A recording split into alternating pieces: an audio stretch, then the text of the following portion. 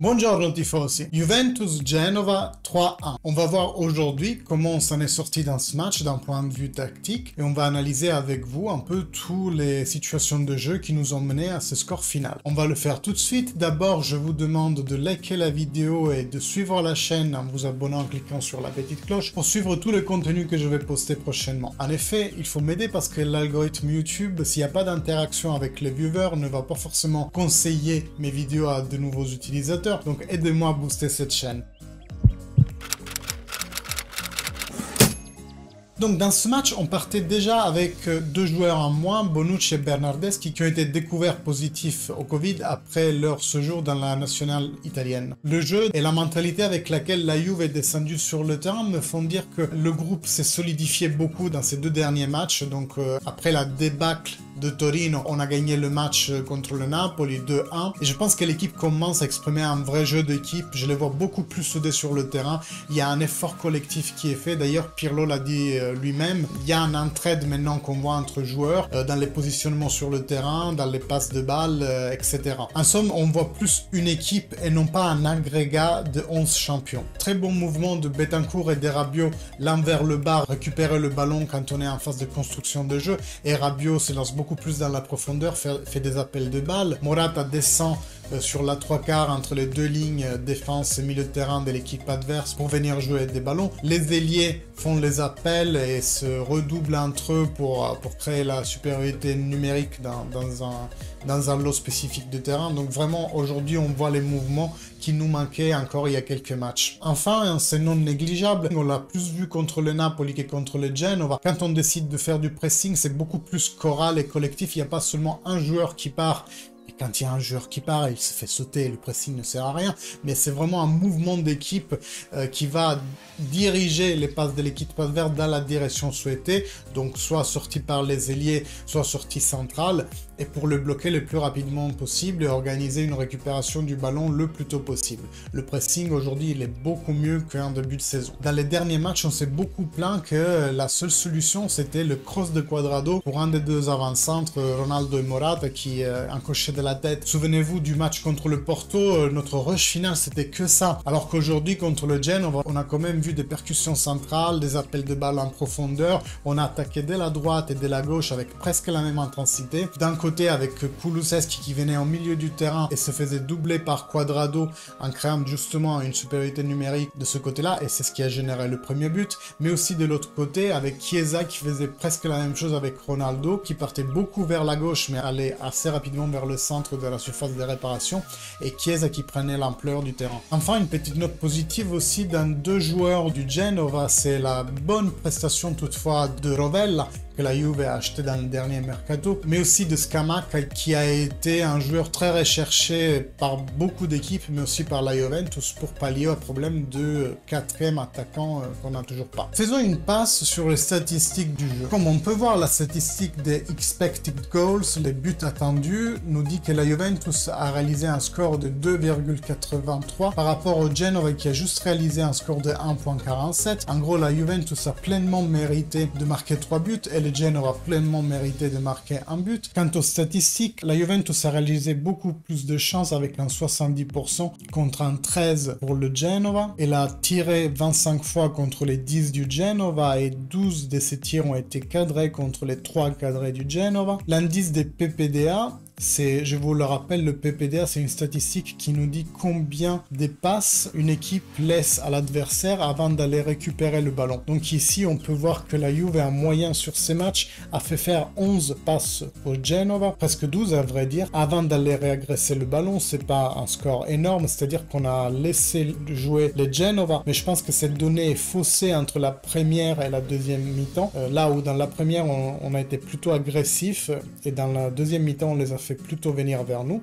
Et le Genova pète le score avec 18 passes, ça veut dire qu'elle nous a clairement fait jouer. On a presque fait 20 passes sans qu'il en récupère le ballon. C'est un PPDA très haut et donc très peu de pressing pour le Genova. Nous avons aussi gagné la possession avec 58%. Nous avons fait plus de passes avec 671 pour nous et 484 pour eux. Et des passes très précises en ligne avec les standards de la saison pour la Juventus. Si je me trompe pas, on est à 89 de précision de passe. Là, on était encore meilleur à 92 contre le 88 du Genova. Et donc, la Juve part très fort. Comme dit, à la 4e minute, il y a Cuadrado sur le côté droit qui prend la profondeur. Kulusevski qui va vers le centre et c'est ça qui va déterminer après le but. Cuadrado saute le joueur adversaire, mais au centre, mais pas vers le devant de la porte, quand un peu plus reculé.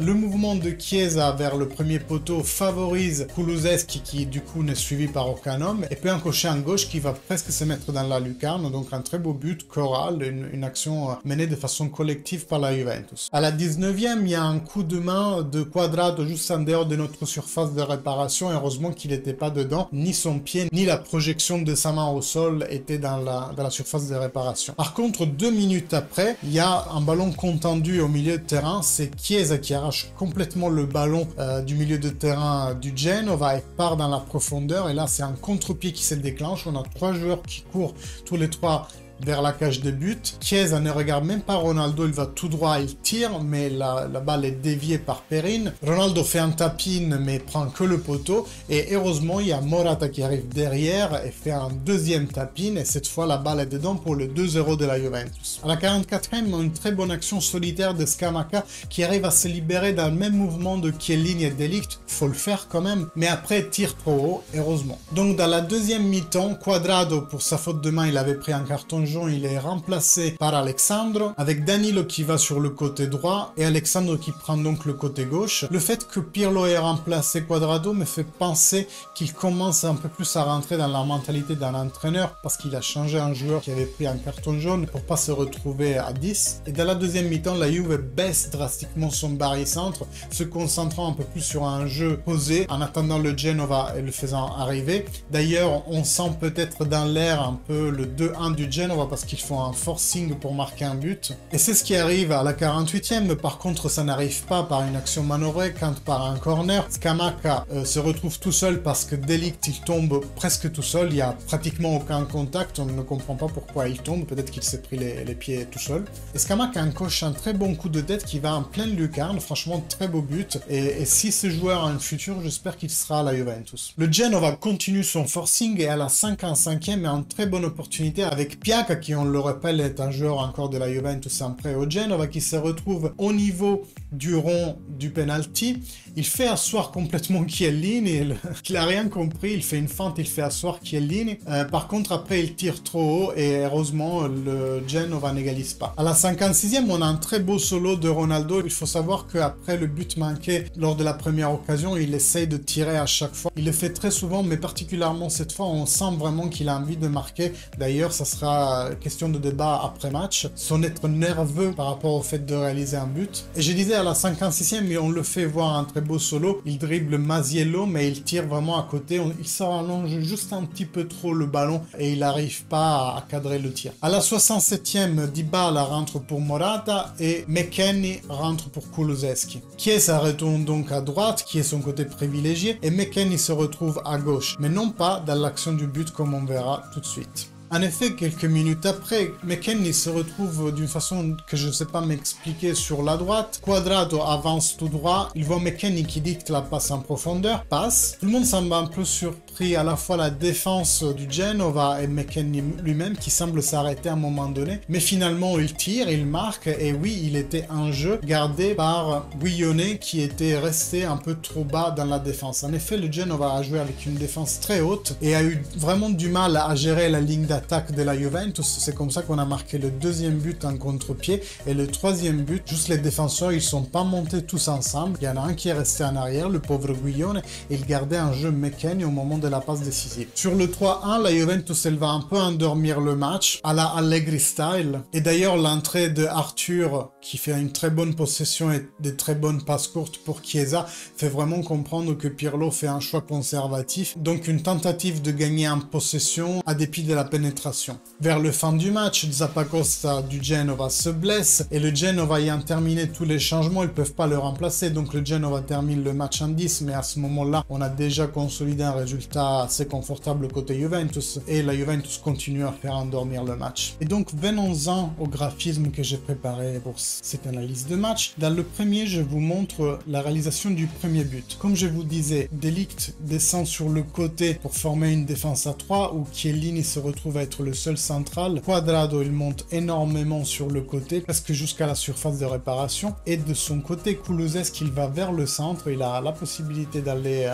sur la 3/4 ou directement dans la surface de réparation. De l'autre côté, on voit que Ronaldo, il va vers le centre, Chiesa, il est très à l'extérieur du terrain, mais pendant le déroulement de l'action, Chiesa va aussi venir sur la surface de réparation. Donc Cuadrado, il va sur la ligne de fond, il met un cross, un retrait sur la surface de réparation, il y a Kulusevski qui arrive sur sa trajectoire et peut encocher son gauche sur la lucarne. Dans la deuxième, c'est le deuxième but, comme je vous disais, un ballon contendu dans le milieu du terrain, Chiesa le récupère et a tout le champ devant lui, ainsi que Ronaldo, Morata et Kulusevski de l'autre côté. Donc presque tous les quatre vont sur le ballon. Morata arrive en retard parce qu'il était en position de milieu de terrain pour aider en défense, parce que je vous disais c'est une balle récupérée, donc c'était le Genova qui était en train de construire son action. Ce qui fait que Chiesa arrive en premier, il arrive à tirer, le ballon est dévié. Ronaldo arrive en deuxième, il met la balle sur le poteau et Morata arrive en dernier, mais cette fois il met le tap-in qui nous fait réaliser le deuxième but. Sur la troisième, je vous montre toujours la défense qui de 4 passe à 3. Donc Alexandre, De Ligt et Chiellini se déplacent vers la droite du terrain, laissant la possibilité à Danilo de monter très haut, presque à épauler Chiesa pour pouvoir se superposer à sa course. Dans ce cas-là, ils le feront pas.